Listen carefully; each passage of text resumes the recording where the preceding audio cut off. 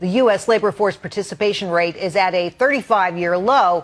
And if you're in that boomer generation trying to re-enter the job market, you know it's a big challenge, and especially for women. Here to explain, Tony Beshara, Babich & Associates, president and author of the JobSearchSolution.com. Tony, great to have you here. It's always a pleasure to have you on the show to talk about these really important job issues. Why are women dropping out? Well, it's really interesting. It's the first time since the last couple of years there are more men of the boomer age in the workplace than there are women. And that hasn't happened in our generation for a very long time. Part of it is we have families later in life. Women have families later in life. Our parents grow older and stay more healthy longer and need care. One of the biggest issues is child care. In some states, child care is the biggest expense, even more than housing and even more than clothing and food that a working family has. And sometimes it's just plain more economical for women to stay home, take care of the children, and take care of their parents. I got to tell you, here in New York, that number, child care number, is through the roof. I cannot believe what people pay to have somebody sit with their kids. Let's get back to, though, this sandwich generation, these women that are reaching out to their family, taking care of their family. The big issue, though, is that they're doing it at exactly the time they should be getting their biggest earnings of their lifetime. So what does this mean going forward? What is the impact on not just the women, but their families?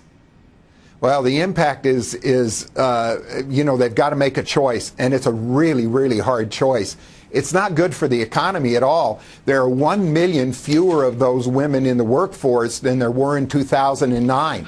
So the economy suffers in a situation like this, but it's a matter of just household economics. I mean, which is, where can you save the money the most? And it's to take care of the kids and take care of your parents. Right. So talk to me now about what these women should do, because getting back in the labor force at some point is going to be super tough. What should they do? What's your advice?